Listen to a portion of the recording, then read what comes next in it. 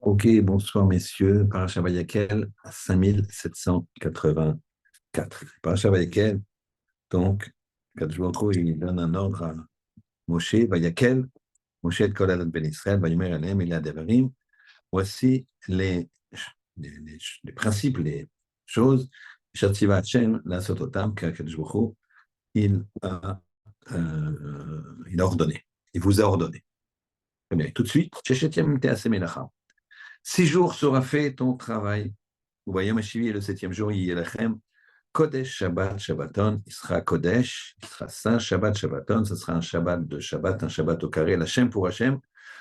Kol Haosebo Melacha Yumat, on met tout de suite un, une très grande punition. Tout celui qui fait une Melacha, il mourra.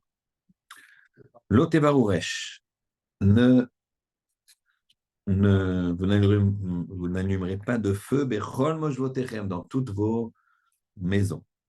Mais Yom Shabbat, le jour de Shabbat. Très bien. Après, il est marqué comme ça.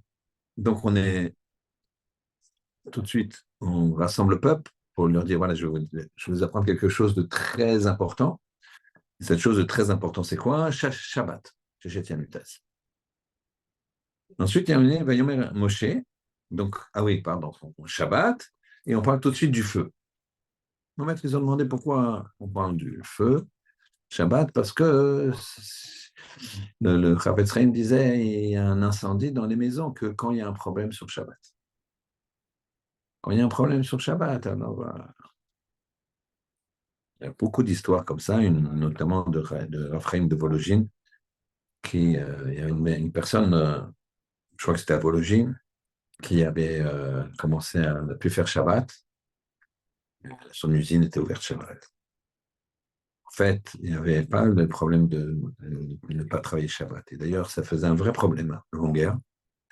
C'est que je ne parle pas des gens qui ne sont pas religieux, je parle des gens même religieux. Vous savez qu'il y a des possibilités de faire travailler un goy Shabbat pour soi. Il faut l'associer, c'est un contrat. C'est pas, tout le monde n'est pas friand de ce genre de choses, d'accord? Mais il y a des ouvertures à l'Afrique sans problème. Sinon, quelqu'un il peut pas garder sa pharmacie ouverte, il peut pas garder son supermarché ouvert, etc., etc. Et donc ça peut poser des gros problèmes, l'égalité, etc. Mais donc c'est permis. Mais attention, c'est pas comme ça. Pas c'est permis, on fait rien. Il faut avoir un rave. Et le rave en question, il fera un contrat, enfin, il préparera un contrat avec le goy associé, une association, et en fait, ce sera l'intérêt du goy essentiellement d'ouvrir le Shabbat. Donc, et à Vologine, donc il y a un, un homme qui a décidé d'ouvrir Shabbat et il n'a pas voulu faire de contrat. Donc, il a enfreint Shabbat de façon claire. Le problème que ça posait, c'est qu'à l'époque, les seuls qui travaillaient Shabbat, bien sûr, c'était les goïms. Et donc, c'est pour ça que, vu qu'ils travaillaient Shabbat et qu'ils voulaient que les images de, comment dirais-je, l'image de la communauté. C'était compliqué si les Juifs travaillaient et le Shabbat, on changeait de personne. D'accord? C'était une photo, c'était un problème difficile. D'accord? Alors, qu'est-ce qu'ils faisaient? Ils employaient que des Goïs, des Polonais. C'était des Juifs, des Polonais, des Russes. Donc, dans les usines, souvent, c'est qui travaillait?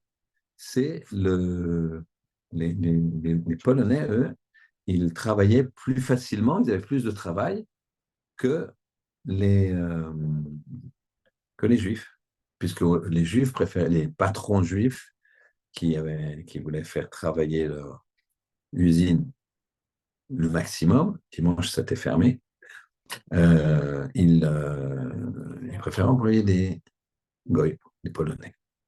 Et donc ça faisait même un vrai problème. Et une fois donc à Vologine, il y a cette personne-là qui a non seulement laissé ouvert son usine Shabbat, et il n'a pas voulu faire de contrat lui permettant de faire ça de façon autorisée au niveau de la halakha. Et le Raphaël de Vologine, il a été le voir, et il lui a dit, c'est ce vote-là que je suis en train de vous dire. Et dans la paracha Baïkel, il est marqué Shechet Yamim Ta'aseh Melacha. 6 jours sera fait ton travail. Donc, ton travail sera fait de lui-même. D'accord. Tout le monde connaît ça, mais on va le répéter quand même, puisqu'il est marqué TAC, sera fait de lui-même. Quelqu'un qui est jamais un Shabbat, son travail va être fait de lui-même. D'accord. C'est pas que non seulement il n'aurait pas besoin de travailler Shabbat, mais son travail va être fait de lui-même et ce sera un travail facilement. Il le dit juste après, il est marqué l'Oteva Oresh. Il dit parce que celui qui enfreint le Shabbat en travaillant le Shabbat, à ce moment-là, ses biens risquent de brûler. Et il lui a dit ça une fois, il lui a dit ça une deuxième fois, le troisième Shabbat, son usine a brûlé. Un grand renom, un grand bruit dans tout Vologine et dans toute la région. Et évidemment, ça, les gens, ceux qui hésitaient à ouvrir Shabbat, ils ne l'ont pas fait. Très bien. Donc, on voit ici le Shabbat au cœur de notre paracha, dès le départ. On va voir un petit peu comment ça fonctionne. On va questionner dans toute la paracha, on voit juste après, donc, on a Kadosh Baruch Hu, Moshe dit que Kadosh Baruch Hu a donné l'ordre de prendre une terouma. Encore une terouma. La paracha d'avant, c'était Tetzavé, la paracha d'avant, c'était terouma. Là, encore une terouma. Encore pour acheter différentes choses, d'accord, d'or, de kesef et de nechoshet, d'accord, d'or, d'argent et de cuivre, d'airain, ou trelet de vergaman, et du trelet, des beaux tissus, etc. Ouais, encore. Et on va parler ici de Chacham Lev, des gens qui ont un Chacham, un cœur Chacham, un cœur intelligent. Alors, c'est très étonnant, parce que le Lev, c'est pas une question d'intelligence, le Lev, c'est une question de Argasha. Le Lev, c'est une question de feeling. C'est pas une intelligence. Fais parler ton cœur. Ouais, je fais parler mon cœur, j'ai envie de faire ça, mais ma tête, elle me dit de faire le contraire. En général, ça ne va pas ensemble. Ou même si ça va ensemble, il y en a un qui a le feeling, et puis il y a l'autre qui a réfléchi. Hein, c'est un sentiment, c'est une argacha, comme je disais. Il sent que ça c'est bien, il a envie de faire ça, il a envie de faire plaisir. Et l'autre, c'est sa tête qui lui dit, ouais, il faut que tu fasses plaisir. Mais Chacham Lev, ça ne marche pas ensemble. Ou tu es Chacham, ou tu as du cœur, ou tu as du cœur et tu es Chacham. Mais pourquoi ici on dit il faut Chacham Lev? Pourquoi on les a mis comme si c'était une seule chose? On n'a pas dit celui qui est Chacham, ou bien celui qui a du cœur. On a dit celui qui est Chacham Lev. Chacham-Lev. Il faut avoir Chacham et Lev en même temps. Comment ça fonctionne? Ça, c'est la première question. Deuxième question, quand on donne de la tzedaka. Tzedaka. Alors, on va voir tout de suite dans une Gemara, une histoire que vous connaissez peut-être tous, mais on va aller comme dans la Gemara, que la tzedaka, c'est tellement puissant que ça sauve de la mort. Alors, comment ça se fait que la tzedaka sauve de la mort? Et surtout la question, la tzedaka, ça donne le mot tzedek, le même mot. Tzedek, c'est justice. Justice. Ça donne le mot tzadik, le juste. Quel rapport avec tzedaka? Quel rapport avec tzedaka? La justice, le juste. Juste, on peut comprendre, mais on va voir quand même ad kedekar, jusqu'où. Jusqu'où tu donnes la tzedaka et tu deviens tzadik, c'est un peu facile. Comment ça fonctionne? Ensuite, on remonte un petit peu. Quand on a dit Sheshet Yamim Ta'aseh Melacha, après on dit quoi dans le pasouk?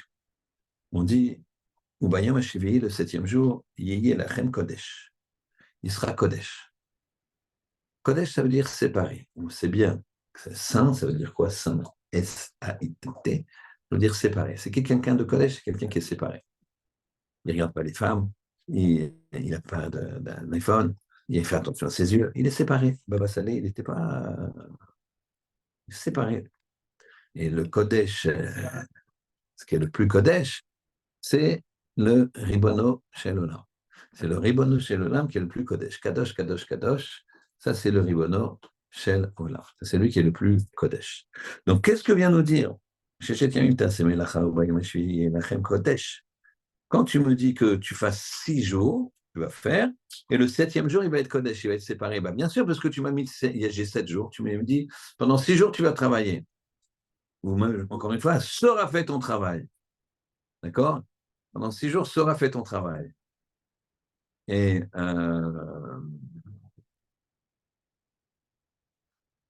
pendant 6 jours, sera fait ton travail. Et ensuite, tu me mets Shabbat, il est Kodesh. Shabbat, il est séparé. Bah, évidemment, puisque pendant 6 jours, je fais mon travail. Donc, Shabbat, il est séparé. Donc, c'est quoi cette deuxième question? Troisième question. Quatrième question, on va, on va voir que quand il a fallu faire un don, il y a marqué que les femmes et les hommes ont apporté leurs bijoux. Les femmes et les hommes. Pourquoi les hommes, ils ont demandé à leurs femmes d'apporter leurs bijoux? Une femme, elle tient ses bijoux. D'accord? Une femme, elle tient ses bijoux. Donc, pourquoi les hommes et les femmes, ils ont demandé, pourquoi les hommes, ils ont demandé aux femmes d'apporter leurs bijoux? Quelle était la volonté de donner à ce point-là que les femmes, elles donnent leurs bijoux pour la confection du Mishkan et pour les poteaux et pour tout ce qu'on a besoin de construire. Pourquoi? Donc, on va essayer de répondre à tout ça. Première question, on va dire, on va pas y répondre dans l'ordre. Première question à laquelle on va répondre, c'est quel rapport entre tzaddik, tzedek, tzedaka? Tzaddik, tzedek, tzedaka. Pour ça, on va regarder une Gemara qu'on connaît, mais pour bien s'imprégner. La Gemara, elle dit la chose suivante. On va essayer de regarder comment ça se passe. C'est une Gemara qui apparaît dans un sujet qui s'appelle le Mazal. Pas le sujet aujourd'hui. Tout de suite, ça intéresse toujours tout le monde. On fera peut-être, on verra, mais pas aujourd'hui, le Mazal.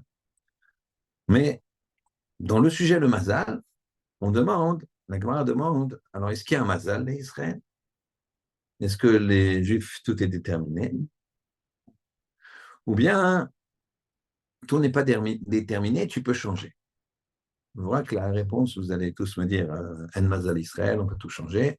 L'histoire qu'on va voir, elle va avoir tendance à nous le prouver, mais n'en tirez pas des conséquences parce que c'est le sujet de Mazal ou pas Mazal est très surprenant dans sa conclusion, mais je vous dis encore une fois, ici, ce n'est pas le sujet. Je vous dis dans quel cadre est venue l'histoire qu'on va raconter dans la Gemara. Et c'est très intéressant. Pourquoi?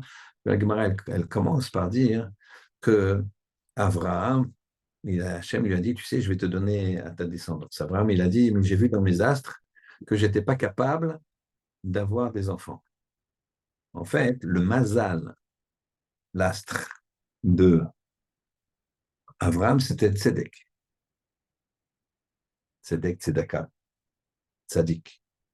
Lui, il faisait que donner. Chesed de partout. C'était son mazal. Donc ça, c'est quand il est né, le mazal, c'est quand on est. À l'heure, à la seconde où tu es né. C'est le mazal. Maintenant,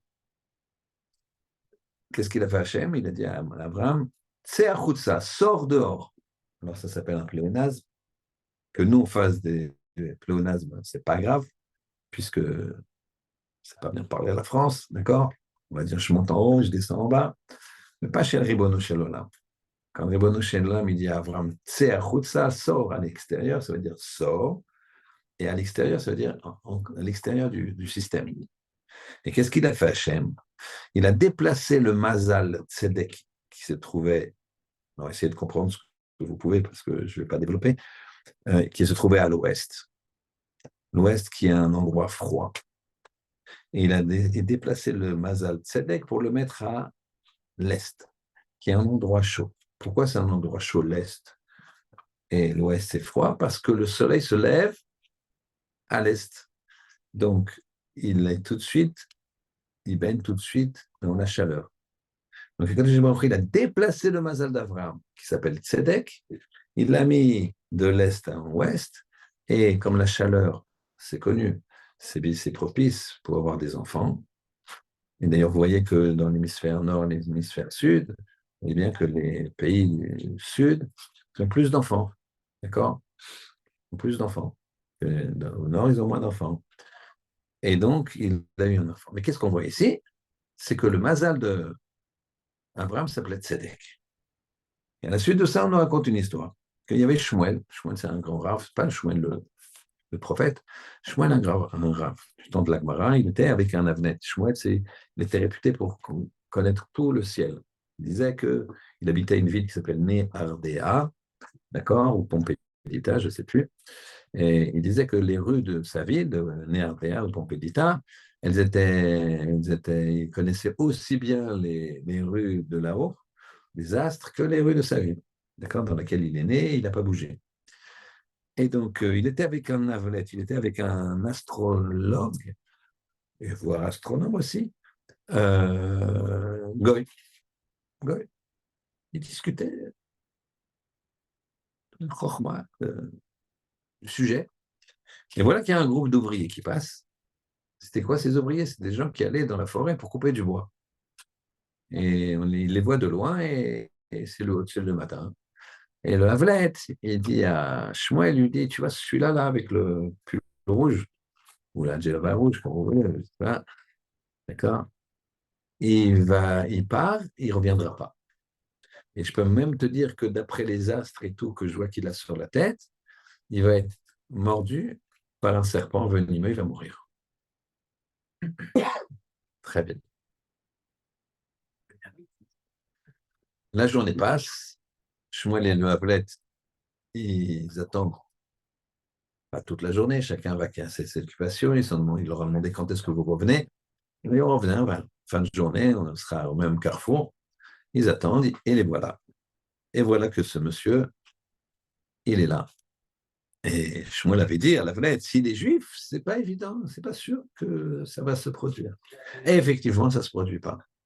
Le gars, il revient avec le pull rouge là, il revient, il est là. La Valette, il dit, c'est pas possible. Il court vers lui, il lui dit, non, c'est pas possible. T'as échappé à quelque chose aujourd'hui? Il dit, non, rien. Et qu'est-ce qu'il fait le Havlet? Il dit, tu permets? Et ils avaient des fagots de bois comme ça sur son épaule. Et tu permets? Il lui dit, oui, je permets. Il pose les fagots de bois, il ouvre le fagot de bois. Et là, il étale les fagots de bois. Au milieu des fagots de bois, un serpent ultra venimeux coupé en deux, qui était entouré autour des roseaux. Et lui, quand il a coupé, il l'a même pas vu. C'est ce serpent qui devait le tuer. Alors Rabbi Akiba lui a dit, t'as fait une mitzvah aujourd'hui, dis-moi ce que t'as fait. Alors il a rougi, il a dit, je ne sais pas à dire. Dis-moi ce que t'as fait. Il a dit, alors, une minute. En fait, il attendait que ses copains y partent. Quand ils sont partis, il a dit, voilà, je vais vous dire, nous, on est assez pauvres. Mais on est très unis. On travaille ensemble depuis des années. Et on partage tout. Les fagots de bois, on partage, qu'il n'y en ait pas un qui est plus. Comme ça, il y a pas de. S'il y en a qui travaille plus vite, il y en a qui est fatigué ce jour-là. C'est une ardoute extraordinaire. Et même le repas, des fois, il y en a qui a un gros sandwich, des fois, il y en a qui a un petit sandwich. Alors, qu'est-ce qu'on fait? On met tout dans un panier, on amène un panier, chacun met un petit peu, met son repas de midi, et une fois qu'on a tout ça, on partage tout. Une vraie ardoute. Il y a une règle, c'est qu'il faut mettre quelque chose. Et aujourd'hui, c'est à moi de récolter, d'aller faire le tour de chaque ouvrier, quoi, chacun du membre du groupe, et que chacun mette dans son panier. Quand je suis arrivé à proximité des compagnons, j'ai vu qu'une grande gêne chez lui. Il est devenu rouge quand j'ai approché mon panier, et j'ai compris que il n'avait rien. Alors, j'ai pris mon sandwich discrètement de ma poche, je l'ai pris dans la main comme ça, et j'ai basculé pour que, j'ai- je- j'ai- d'un coup de main comme ça, discrètement, ça faisait comme si c'était lui qui mettait le sandwich. Et donc, je lui ai évité une humiliation. Et c'est pour ça que je ne voulais pas vous en parler, parce que si je vous parle, qu'est-ce que j'ai fait aujourd'hui, lui, il va se rendre compte et ça va être une humiliation. Rabbi Akiva, il a dit, c'est une mitzvah que tu as fait. C'est une tzedaka que tu as fait. Et c'est pas seulement que tu as fait une mitzvah, mais c'est que tzedaka, tatzil, mimavet. La tzedaka, elle sauve de la mort. Tzedaka, elle sauve de la mort. Pourquoi la tzedaka, elle sauve de la mort? En tout cas, Rabbi Akiva, il a dit, la tzedaka, elle sauve de la mort. Ce monsieur, il devait mourir. Eh bien, il n'est pas mort. Pourquoi? Il a fait une tzedaka. Qu'est-ce que, c'est quoi le point là, important? En quoi c'est le point? Tout ça, c'est au niveau de la tzedaka. Toute la Gemara, elle parle de ça. La tzedaka, c'est pas seulement avec son argent. La tzedaka, ça va être avec son temps. La tzedaka, ça va être avec son pain. Euh, on raconte une autre histoire après. Rabbi Akiva, il y avait un grand voyant qui disait, euh, l'histoire d'avant, c'était Shmuel. Maintenant, c'est Rabbi Akiva. C'est une autre histoire. Donc, la première, on a raconté ici, c'était Shmuel avec le Havlet. Maintenant, on parle de Rabbi Akiva. Rabbi Akiva, il y avait aussi un grand voyant, pareil, non juif, qui a dit à Rabbi Akiva, ta fille, le jour de son mariage, elle va mourir. La nuit de noces, elle va mourir. Et elle va être piquée par un serpent. On connaît l'histoire. Je la raconte rapidement. Le fou, il était très embêté, Rabbi Akiva. Il était très inquiet, mais qu'est-ce qu'il faut? Il faut bien marier sa fille, pas les laisser comme ça. D'accord? Sans mariage, on est comme mort, hein, donc il faut se marier. D'accord? La vie, il faut la continuer. Donc, il l'a marié et il s'est dit, bon, le lendemain du mariage, il frappe à la porte. C'est rare quand même qu'un père il frappe à la porte de sa fille le lendemain matin. C'est pas très courant, quoi. D'accord? Et donc, elle est d'où? Il dit, papa, tout va bien? Qu'est-ce qui se passe? D'accord? Et il lui dit, ça va, ma fille? C'est lui qui lui répond, ça va, ma fille? Comment tu te sens? Tout va bien, tout va bien. Pourquoi? Qu'est-ce qu'il y a? Elle dit, mais tout va bien. Il dit, ouais. Je trouve que ce matin, quand je me suis réveillé, un truc très bizarre qui m'est arrivé. Qui est arrivé. Il dit, quoi? Mais tu vas viens voir. Et il l'amène. Et dans la chambre, il y avait ce qui s'était passé, c'est que il y avait ce qu'on appelle une inuma. Inuma, c'est une coiffe que les jeunes filles qui n'ont jamais été mariées, elles se coiffaient avec ça, une inuma. Pour ça, nous, c'est le voile. Avant, c'était une coiffe. Elle avait les cheveux très longs, elle les mettait comme ça, et puis après, elle mettait un pic comme ça, pour tenir le nœud des cheveux. C'est ça qu'elle rentrait sur la choupa. D'accord? Et donc, quand elle l'a enlevé pour dormir, elle l'a planté dans le mur. Quand elle s'est réveillée le matin, elle a vu qu'elle l'a planté dans les deux yeux d'un serpent qui descendait la piquer. C'est la Katsatsil Mivavet. Lui, il a dit, t'as fait une mitzvah, ma fille. T'as fait quelque chose hier soir.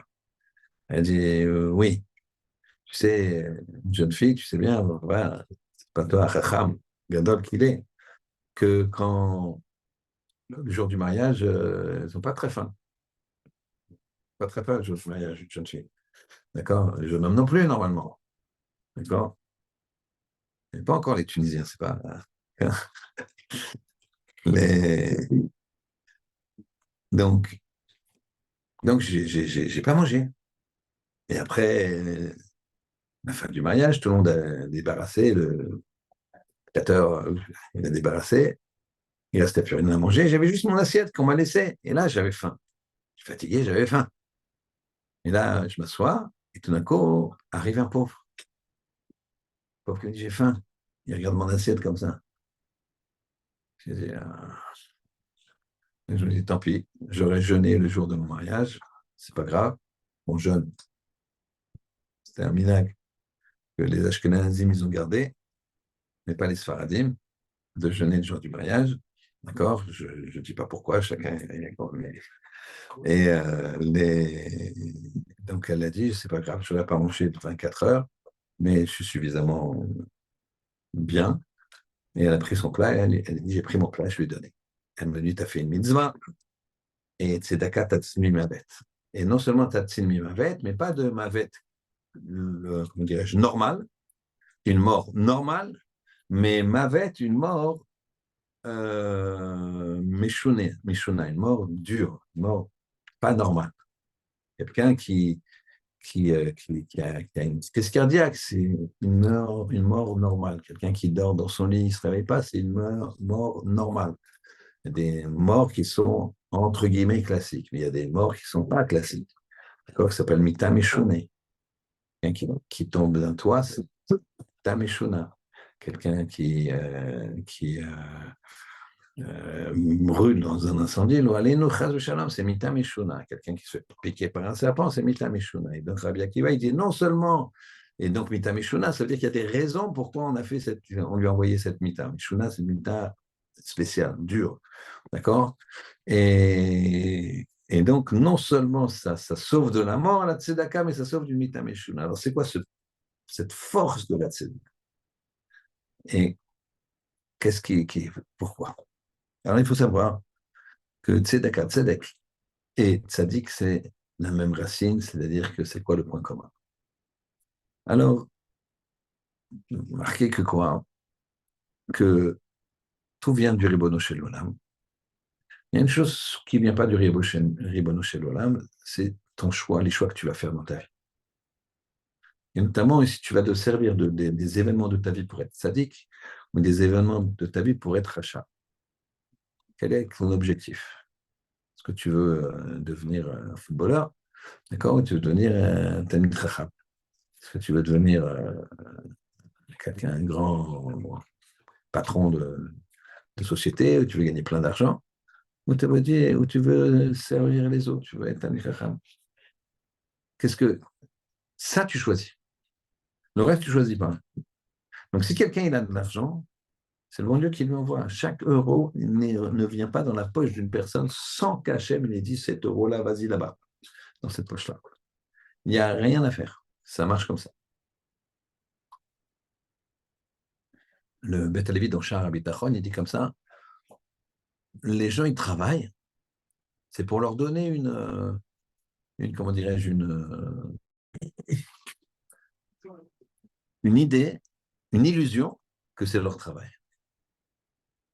Pour leur donner une illusion que c'est leur travail. Mais s'ils ne travaillaient pas, de toute façon, ils auraient la même chose.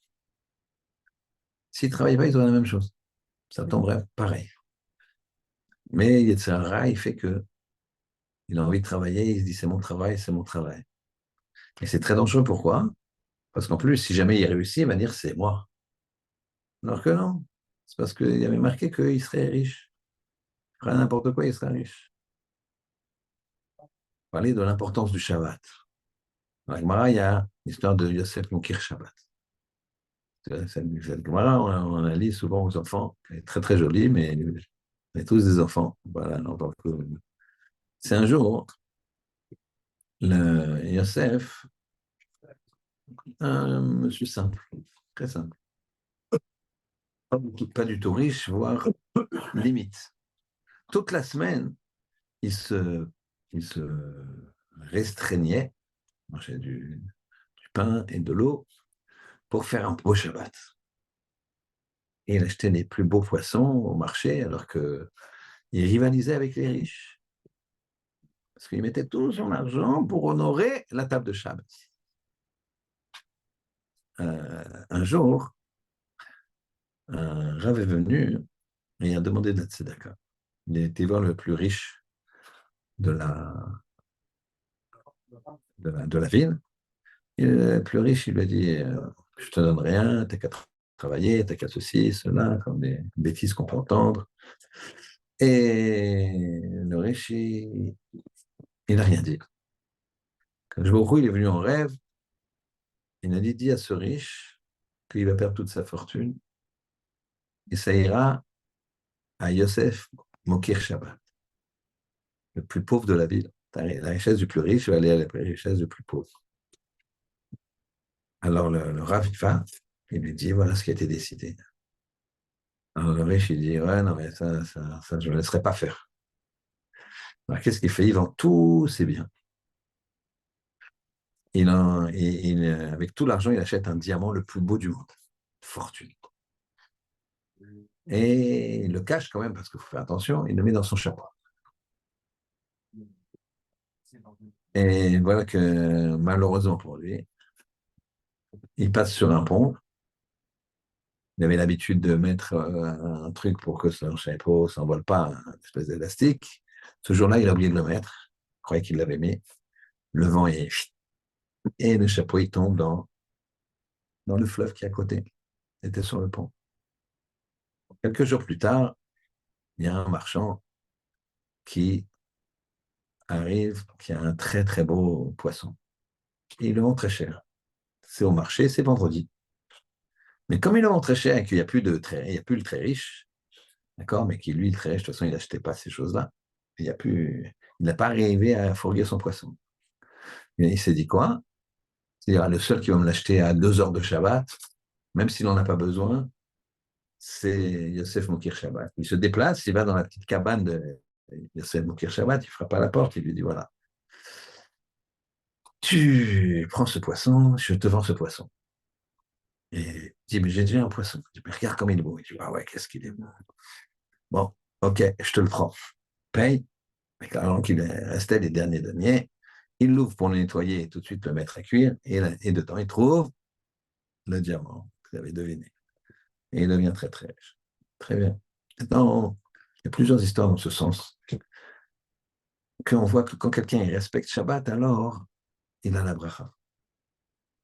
Quelqu'un qui respecte Shabbat, il a la bracha. Alors, même à la Bitachon, du Beth Alevi, il y a des choses comme ça. À partir du moment où tu arrêtes de travailler Shabbat,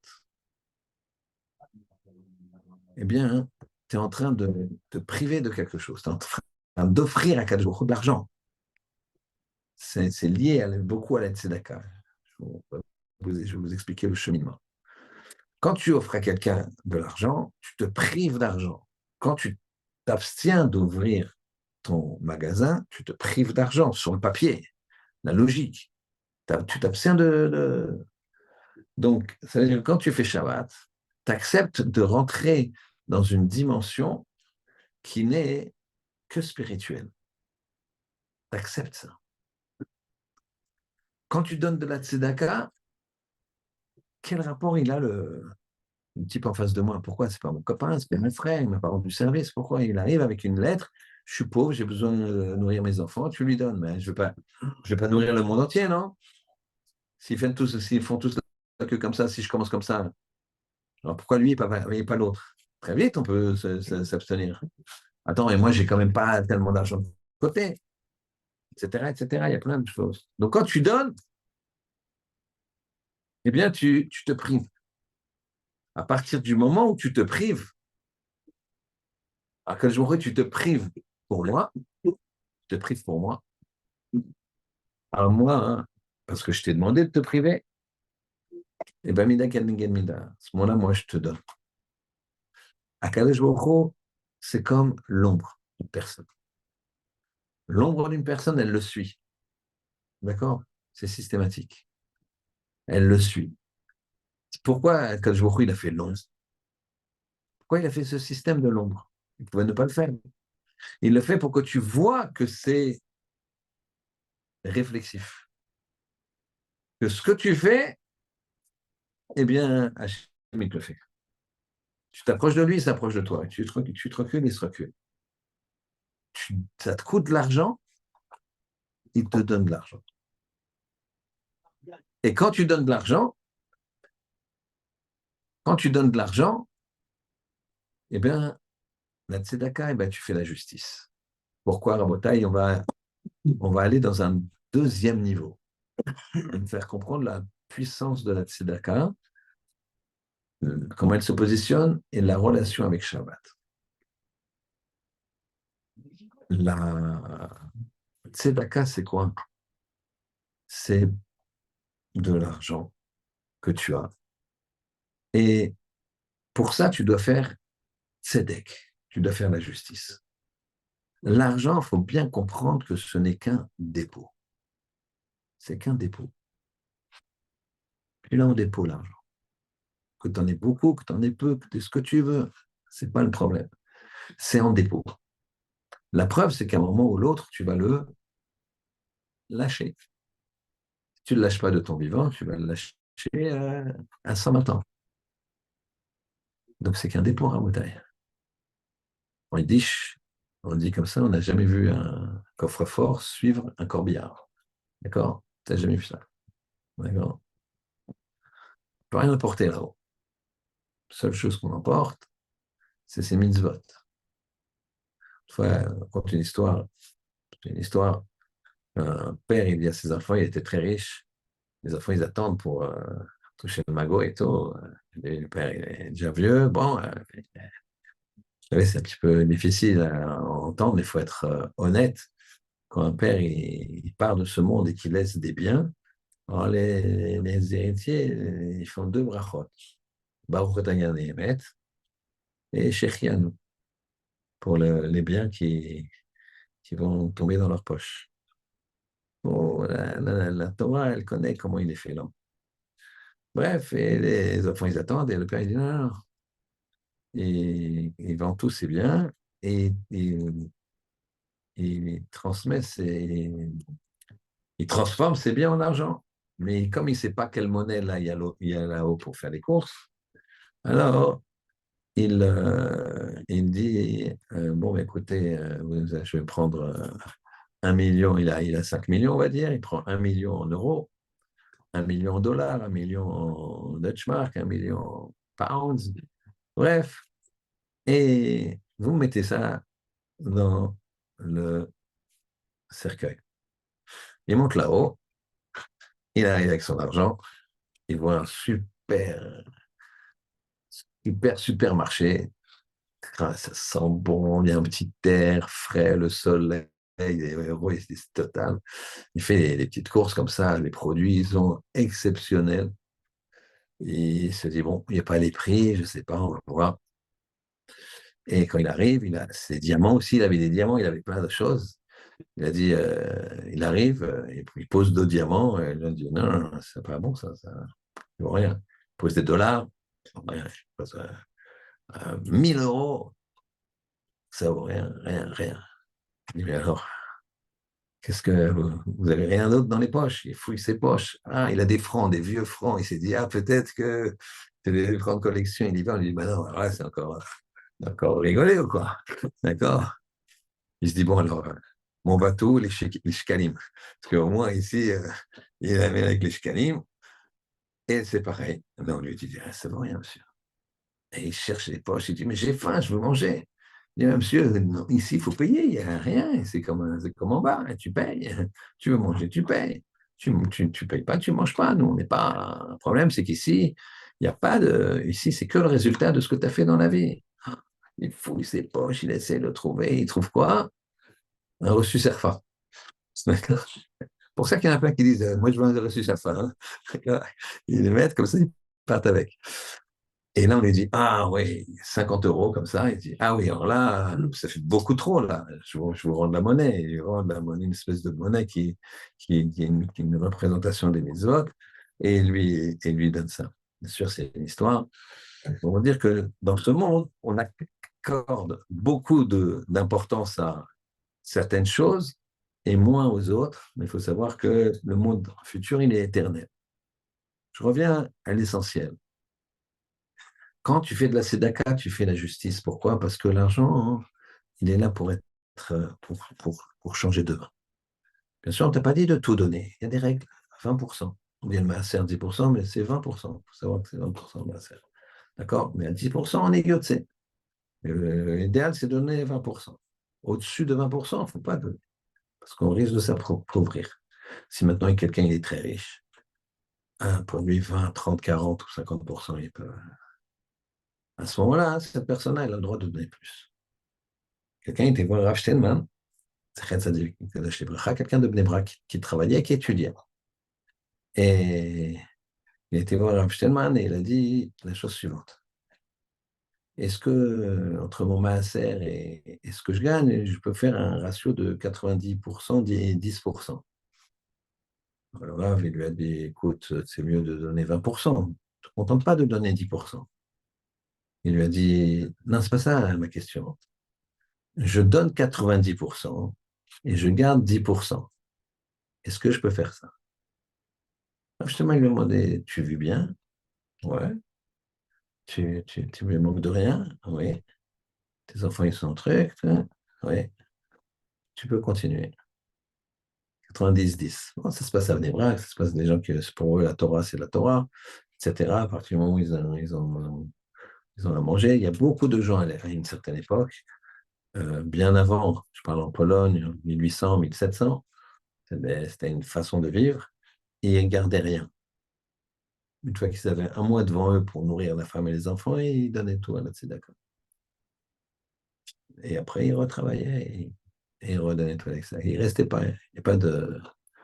Il n'y a pas de choses. Après, quand les temps sont devenus plus durs, ça a changé. Cette habitude a été perdue. Mais il y a dans les yeshivot, il y a une yeshiva de Brisk, Avram Yoshua, il s'appelle le Rosh Yeshiva, c'est un Soloveitchik. Et lui, il y a beaucoup d'Américains qui sont passés dans sa yeshiva et qui passent toujours dans sa yeshiva. C'est un très, très grand niveau. Et donc, les Américains, ils font 2, 3 ans, 4 ans de yeshiva, puis après, ils font du business. Et comme vous savez, les Américains, quand ils gagnent, ils gagnent. Et donc, ils envoient leur masser, où ça? C'est ce Rosh Yeshiva là. Ce Rosh Yeshiva, à la fin du mois, il regarde ce qu'il a dans les comptes, il paye ce qu'il doit payer pour faire fonctionner les yeshiva ce mois-ci, donc il paye les salaires, etc. Et après, c'est connu, il y a la queue, soit les dents, tout ce qui reste, il donne. Et 2 jours après, il n'a plus rien sur les comptes. Il attend que ça rentre. Aucune trésorerie. Et il n'y a pas de raison qu'il y ait beaucoup d'argent et que les autres ils n'en profitent pas. Mais garde un peu, garde 3 mois d'avance, 4 mois, zéro. Zéro argent. Donc ça, c'est un principe. Quand tu donnes la tzedaka, tu fais de la justice. Pourquoi? Parce que quand Israël arrive, il me En fait, quand tu fais Shabbat, tu gardes aussi l'harmonie de tout le clan d'Israël. L'harmonie de ta maison, elle ne brûlera pas. Et l'harmonie de quand elle brûle, des fois elle brûle le feu, des fois elle brûle le feu. C'est un autre feu, quoi, entre madame et monsieur. D'accord? Quand il y a un Shabbat qui n'est pas bien fait ou qui n'est pas fait, il y a pas, c'est pas que le feu, les flammes qui vont dévorer. C'est d'autres flammes, d'autres flammes qui dévorent. Il n'y a pas d'harmonie dans le couple, il n'y a pas de truc, ça se castagne, c'est pas beau, il n'y a pas de. Donc en fait, on a un très grand point commun, et la paracha qui nous le montre, entre la tzedaka, le Shabbat et le clan d'Israël. Le clan d'Israël, il est un rêve. On est tous dépendants les uns des autres, tous garants les uns des autres. Tu ne peux pas dire, moi, ça ne m'intéresse pas. Tu ne peux pas dire ça. Tu impliques les autres. C'est comme si un soleil dit, moi, ça m'intéresse pas. Non, je ne tirerai pas. Mais ouais, mais si tu ne tires pas, les autres, ils vont tirer. C'est un gars qui tire en moins, ça nous pénalise. Eh bien, c'est exactement comme ça que ça marche. Toi, tu ne peux pas dire, je n'avance pas. Tu ne peux pas dire, je ne donne pas. Pourquoi? Parce que ce n'est pas juste. La tzedaka, elle met tous les gens au même niveau. Il y a des proportions, comme on vient de dire, mais c'est ça. Et si tu fais, donc de tzedaka, tu fais tzedek, tu fais la justice, alors avec le Shabbat et le fait que tu vas considérer qu'on est tous arrivés les uns avec les autres, on est tous garants les uns des autres, eh bien tu vas devenir tzaddik. C'est ça que tu as tzedaka, tzedek, tzaddik. C'est les mêmes lettres, c'est une gradation. On a dit que le 7e jour, il était Kodesh. C'était une des questions. Le 7e jour, il était Kodesh, et que, on t'a dit, 6 jours, tu feras ton travail, et le 7e jour, il sera Kodesh. Mais ici, les Kodesh, si tu mets 6 jours d'un côté, le 7e de l'autre, le 7e, il est forcément Kodesh, il est forcément séparé, puisqu'on a dit que Kodesh, ça veut dire séparé. Donc pourquoi la Torah elle me dit le septième jour, il sera séparé? Je sais, puisque tu m'as dit, il y a 6 jours, tu travailles. L'autre jour, il sera Kodesh. Mais je comprends, puisque tu m'as dit pendant 6 jours, tu travailles. Donc l'autre, je sais que tu ne travailles pas. Alors en fait, le principe, c'est le suivant. Celui, il y a deux principes. Il y a celui de s'abstenir et il y a celui de faire. Faire. Être séparé, ça ne veut pas dire seulement je ne fais pas. Ça veut dire aussi je fais d'autres choses. Je m'explique. Il y a un passage qui s'appelle Sourmera va Asetov. Éloigne-toi du mal et fais le bien. Si tu as un problème que le Yetzirah vient t'attraper, sans ce que tu veux. Malheureusement, les pièges du Yetzirah, ils sont nombreux. D'accord? Les problèmes avec les yeux, les problèmes avec la main, les problèmes avec la bouche, les problèmes avec le vol, les problèmes avec beaucoup de choses. Alors, tu dois t'écarter de ça. Sourmera. Va-t'en de ça. Si c'est vous de ça, si c'est un groupe d'amis qui te font plonger, va-t'en de chez eux. Dis, c'est plus pour moi. Je ne sors plus comme ça, je fais plus ça, je fais plus ce business, je fais plus ça. Va-t'en. Mais tu dois faire autre chose. Sourmira, écarte-toi du mal, va à cet et fais le bien. Et le bien, ça veut dire que tu sanctifies. C'est pas seulement que tu vas faire Shabbat, tu ne travailles pas. Ça, c'est Shamor et ta Shabbat. Mais tu as aussi Zachor et ta Shabbat. Zachor et ta Shabbat, ça veut dire quoi? Ça veut dire que tu vas te souvenir du Shabbat, tu vas le bonifier en faisant, en étudiant la Torah et en le préparant. Et comment tu le prépares? En veillant à ce que les autres, ils aient de quoi passer Shabbat. Sourmera va cet offre. Le fait de faire Shabbat va t'amener à t'occuper des autres. Pourquoi? Parce que quand tu vas acheter ton Shabbat, eh ben, tu vas forcément penser à ceux qui ont des difficultés. Et les pauvres qui viennent le vendredi. Souvent dans les choules, il y a des pauvres le vendredi. À l'époque, les marchés ils étaient ouverts le vendredi parce qu'ils n'avaient pas les carrés, ils n'avaient pas les frigos, etc. Donc les pauvres, ils venaient le vendredi.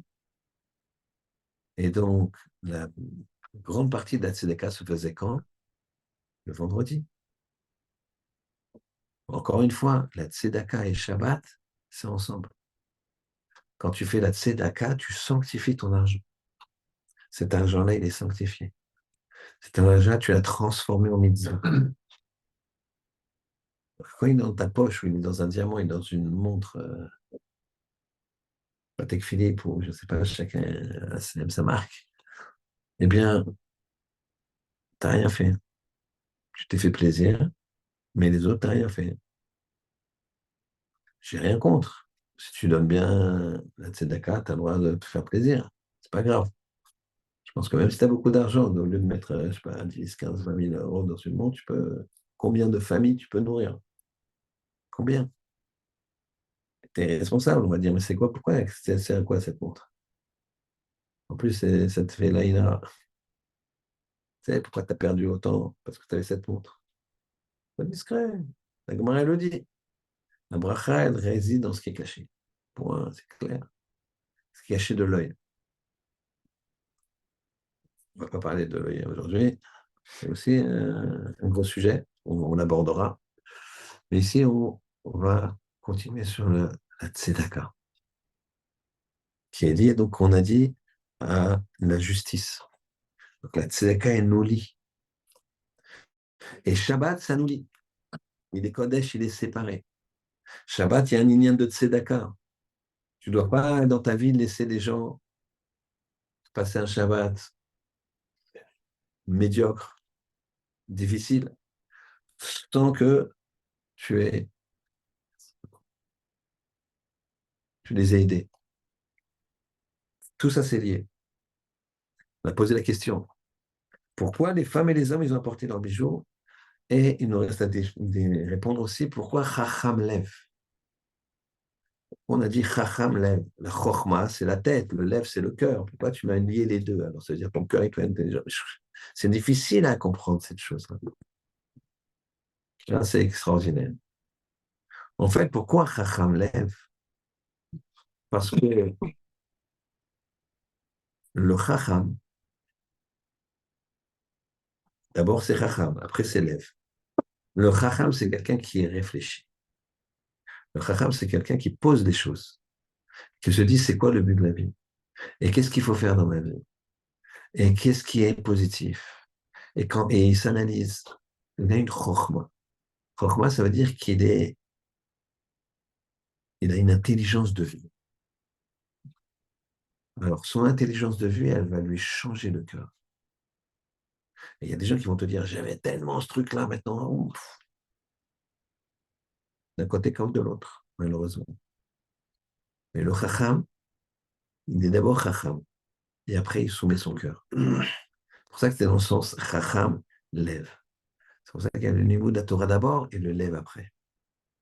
Parce que si tu donnes sans Chochma, la Tzedaka, c'est marqué le Chacham lève, il a donné. Qu'est-ce que ça fait que tu sois Chacham ou que tu aies un feeling de donner? C'est pas la même chose. Le Chacham, il peut s'abstenir de donner. Là, je ne donne pas par chesed, il peut s'abstenir de donner. Parce que ça ne fera pas du bien à cette personne. Il faut qu'il se débrouille tout seul. À l'instar d'un père qui va lâcher la main de son fils. Lâche la main. Lâche la main, il ne marchera jamais sinon. Tu ne lâches pas la main, il ne va pas marcher. C'est ça le chacham. Il va donner un bon escient. Comme il faut, quand il faut, la quantité qu'il faut. C'est pour ça qu'il dit qu'ici, à Kadosh Baruch Hu, que ce soit le chacham lève qui donne cette tzedaka. Les femmes, elles sont venues donner la tzedaka. Pourquoi les hommes, ils ont apporté les femmes pour donner la tzedaka extraordinaire? Encore tout le monde est un révim zélazé. Chacun est dépendant de l'autre. Pourquoi? Parce que les femmes, elles ont, quand il y a eu la faute du veau d'or, alors les hommes, quand Aaron a dit allez, on fait le veau d'or, alors les hommes, et Aaron, il a dit demandez aux femmes. Alors, les hommes, ils n'ont pas été demandés à leurs femmes, ils avaient peur que ils ne vont jamais vouloir. Donc, ils ont enlevé les boucles d'oreilles en or de leurs oreilles. Et ils étaient tellement pressés qu'ils ont arraché. Ils n'ont pas pris le temps ils ont arraché leur oreille avec, les boucles d'oreilles avec. Et sur le cou et partout, ils avaient. Parce qu'ils voulaient vite faire le veau d'or. Mais malheureusement, des femmes, elles ont donné aussi leurs bijoux. Là, maintenant, les hommes, pour faire le Mishkan, alors les hommes, ils ont dit, enfin, venez, donnez vos bijoux aussi. Donnez vos bijoux. Chaque homme, il dit à sa femme, viens, donne tes bijoux. Et les femmes, elles ont fait ça, pourquoi? Pour rattraper la faute du veau d'or. Pourtant, les gens qui avaient fait le veau d'or, ils étaient morts. Ils ont été tués. 3000 personnes, ceux qui ont fait vraiment. Eh bien non. C'est des gens qui ont fait le veau d'or. Moi, je ne veux pas rattraper leur faute. Tant pis, qu'ils brûlent en enfer. Non. On rattrapera leur faute. Quand l'Israël arrive zélazé, même pour la tzedaka, même pour le don de soi-même. Une fois, alors Chaim Sonnenfeld, il avait besoin de beaucoup d'argent. Il a écrit des lettres dans toute l'Europe. Il y avait une grande épidémie, un peu un corona, et il avait besoin d'argent pour subvenir aux besoins, des médicaments, etc. Et il y a une femme d'un riche, je crois que c'était en Autriche, elle a envoyé la somme. Une somme énorme. Avec une lettre expliquant voilà, quelle était la femme d'un tel, tac, tac, tac, tac, tac, qu'elle envoyait. Après, en effet, il reçoit la somme. Et le problème, c'est que l'argent d'un homme lui appartient. La femme, elle ne veut pas disposer de l'argent de l'homme. Ça lui appartient. Donc, la femme, elle ne peut pas donner le compte en banque, même si c'est un compte joint. Ça ne marche pas, c'est l'argent de l'homme. Alors après, il me donne le fait, il l'a vu que c'était une femme, il a lu la lettre. Ma joie était de courte durée. J'avais la somme qu'il fallait. Il réécrit une lettre très gentille, merci beaucoup, de la tzedaka, etc. Mais c'est la halakha nous dit qu'un homme ne peut pas donner l'argent de son mari, et même son argent à elle, c'est le mari qui en dispose, parce qu'il se doit d'honorer sa femme, de dépenser tout l'argent qu'il faut pour sa femme. D'accord? C'est pas que c'est lui qui a l'argent qui. Non, il se doit de l'habiller, de la vêtir, de l'habiller au-dessus de ses moyens, messieurs. D'accord? Donc, au-dessus de ses moyens, je dis bien, et lui doit s'habiller au-dessous de ses moyens pour que ça fasse un équilibre. Et les enfants, comme ses moyens. Donc, il ne s'agit pas ici de machisme ou de ce que vous voulez. Il s'agit d'une grande justice et de quelque chose d'intelligent. Mais en tout cas, l'argent, c'est appartient au mari. Voilà, il envoie la lettre, il l'envoie, il la renvoie à l'expéditeur. Et voilà que Mina Shamaim, ça arrive juste au moment où le mari est furieux. Il voit dans ses comptes, il manque une somme très, très, très conséquente. Il dit, c'est quoi ça? Il dit, j'ai envoyé. Et là, ça, ambiance tendue. Et c'est à ce moment-là que le postier, il arrive, il frappe à la porte. J'ai besoin d'une signature, vous avez un pli très important. Et d'ailleurs, l'histoire dit que le mari a dit à sa femme, d'ailleurs, ce rabbin, c'est pas un rabbin. C'est quelqu'un qui accepte l'argent d'une femme, c'est pas normal.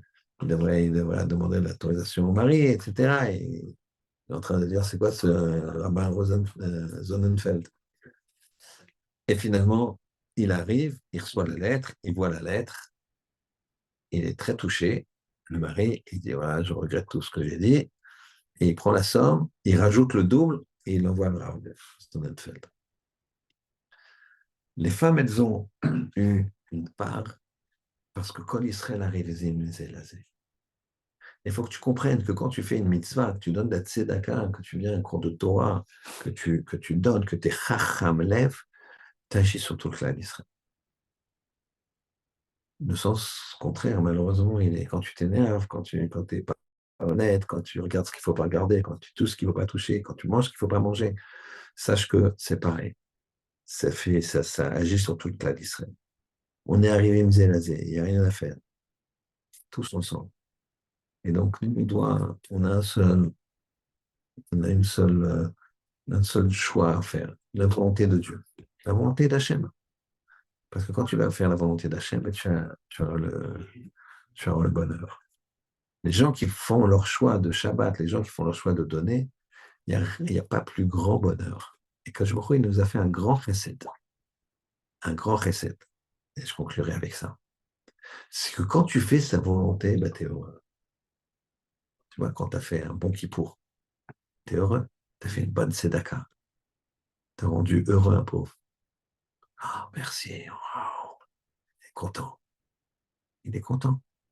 Avec quoi? Avec 3 francs 6 sous. Une fois, je fais la campagne de Pessah tous les ans. Et deux femmes qui sont cousines, j'avais l'habitude de leur donner une enveloppe de 300 euros chacune. On connaît le dossier, on nous apporte un dossier, etc. 300 euros pour Pessah, c'est pas la mer à boire, mais on aide à peu près 3000 personnes, donc ça fait bon, avec les enfants, donc ces femmes-là, bon. Et l'année dernière, elles m'ont appelé, je leur ai dit, écoutez, je ne sais pas si la campagne ne marche pas très bien, je ne sais pas si je pourrais vous donner 300 euros cette année, chacune. Mais venez quand même, donc 3 jours avant Pessah ou 2 jours avant Pessah, elles viennent. Et bon, Hachem, la campagne a permis qu'on puisse leur donner 300 euros. 300 euros, Pessah, une famille.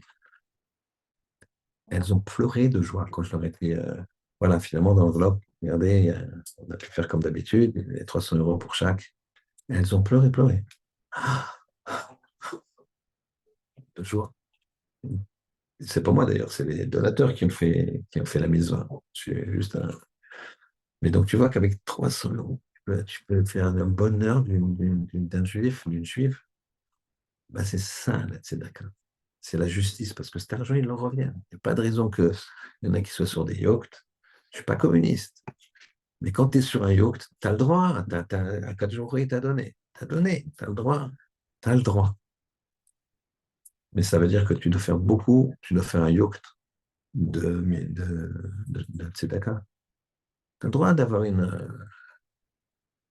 Richard Mille, d'accord? Tu as le droit, tu veux. Une montre à 300 000 euros. À ce moment-là, cet équivalent-là, pourquoi tu t'es embelli avec cette montre, entre guillemets? Ben, embellis l'autre. Zekeli vient de Véo, c'est Dieu et je l'embellis. Donc, il faut comprendre ça. On est arrivé, c'est ça qu'elle nous dit la paracha. Shabbat, il est Kodesh, il est saint. Il est séparé des 6 autres jours. Sourmirava Asetov, éloigne-toi du mal et fais le bien. Tu ne peux pas t'éloigner juste du mal. Je regarde pas, je fais pas. Mais tu vois que l'élastique, il revient. Ah non, je résiste. T'es vaillant, t'es bon. Mais t'as l'élastique, là, ça tire de l'autre côté. Et Yetzirah, il est pas. Il a été à la salle pendant des années, d'accord? Donc, il tire. Donc, par contre, si tu fais assez tough, tu fais du bien, c'est-à-dire tu combles en faisant du bien, bah, tu as autre chose qui te tire. Donc là, tu as un support, tu as une aide. Donc Hachem, il fasse qu'on comprenne ça, qu'on comprenne ce que quand tu donnes, c'est te donner. Donner, c'est se donner. C'est le titre du shiur. Quand tu donnes, tu te donnes à toi, en fait. Donner, c'est se donner. Parce que c'est toi qui va être le bénéficiaire. Puisque de toute façon, quand tu donnes à la communauté dans laquelle que tu appartiens. C'est comme si toi, tu es PDG d'une société investie, mais tu es aussi actionnaire. Donc l'argent, il est là. Il n'est pas perdu, entre guillemets. C'est ça le principe. En conclusion, sachez qu'une chose, c'est qu'il y a quelques années, j'avais vu une étude américaine euh, scientifique qui regardait, vous savez que les Américains, comme les Français, comme je pense un peu partout dans le monde, les gens, sont beaucoup dépressifs. Il y a beaucoup d'antidépresseurs qui se vendent. D'accord? Je faisais la queue à la pharmacie et j'étais là, il y avait une jeune dame devant moi que je ne regarde pas, je fais attention à mes yeux. Mais je l'entends dire à la truc, elle me dit ah, donnez-moi un truc pour me calmer, là je suis dépressif, j'en peux plus. Mon copain, j'ai envie de le balancer par la fenêtre, et moi avec. Moi je suis là, j'ai envie de rire, et en même temps ça me faisait la peine pour elle, la pauvre. Puis après, je prends ce que je devais prendre et je demande à la pharmacienne, je dis vous en avez beaucoup des comme ça? Parce que même elle voyait, elle avait envie de, pas de rire, mais presque.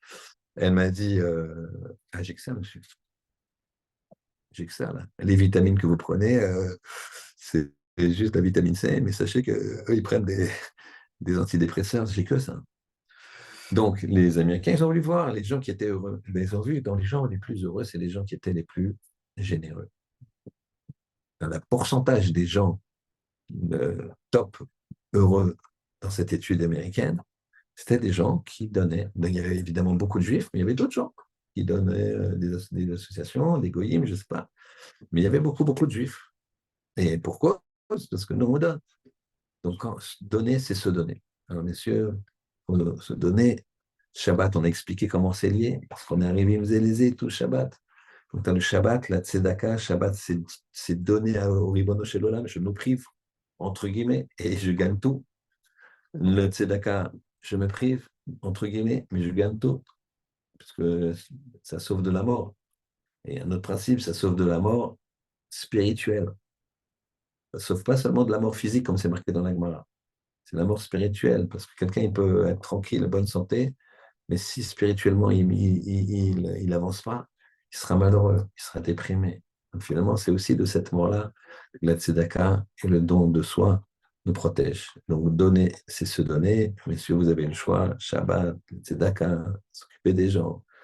Et même un sourire à des gens qui ont des soucis, tu te forces, tu te donnes, donner un sourire, donne-moi un sourire, tu vois bien, c'est donner un sourire.